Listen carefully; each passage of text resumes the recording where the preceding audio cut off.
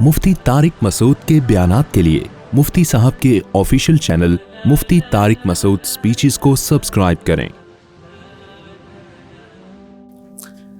ये सूरह कहफ है, इसकी बड़ी फजीलत है। हदीस में रसूलुल्लाह सल्लल्लाहु अलैहि वसल्लम ने इरशाद फरमाया कि जो जुमे के दिन सूरह कहफ की तिलावत करता है अल्लाह उसे दज्जाल के फितने से महफूज रखते हैं। इसकी वजह क्या है कि दज्जाल के फितने में और इसमें क्या मुनासबत है, इस पर उलमा ने बहुत कुछ कहा है, तो यकीनी तौर पर उस हिकमत को बयान नहीं किया जा सकता, लेकिन बहरहाल इसके मज़ामीन ऐसे हैं कि इंसान को उससे ईमान में तक़वियत मिलती है।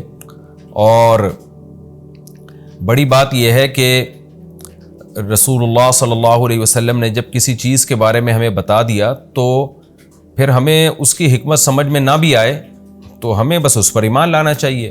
तो दज्जाल के फितने से बचने के लिए अगर कोई जुम्मे के दिन इसका एहतमाम करता है तो इंशाअल्लाह उसको फ़ायदा होगा।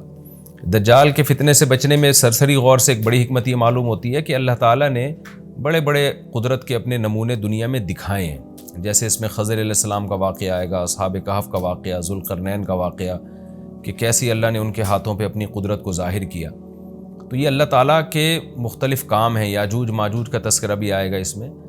तो इसमें हमें पता चलता है कि अल्लाह की कुदरतों में बहुत बड़ी बड़ी कुदरतें, अल्लाह मखलूक से भी बाज़ दफ़ा बड़े बड़े काम ले लेते हैं। तो दज्जाल भी अल्लाह की एक मखलूक होगा, तो वो अगर बड़े बड़े मुहय्यरुल उक़ूल काम दिखा रहा है तो ये इसकी अलामत नहीं होगी कि ये खुदा है।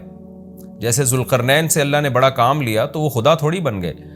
और खज़र अलैहिस्सलाम के ज़रिए अल्लाह ने मुर्दे को ज़िंदा एक जो है ना वो दीवार को सीधा करवा दिया और तख्ता जुड़वा दिया, और कुछ उन्होंने अल्लाह के बताने से गैब की ख़बरें बता दी, तो उससे वो खुदा तो नहीं बन गए।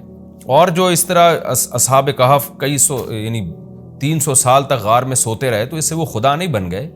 तो ऐसे ही दज्जाल के जब हम मुहय्यरुल उक़ूल वाक़यात देखेंगे तो ये इसकी अलामत नहीं है कि ये खुदा है, बल्कि अल्लाह की मखलूक है।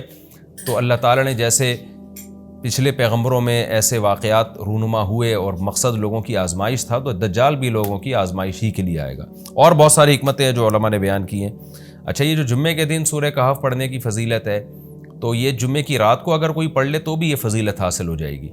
तो क्योंकि रिवायात में जुम्मे की रात का भी तज़किरा मिलता है और जुम्मे का भी तज़किरा मिलता है।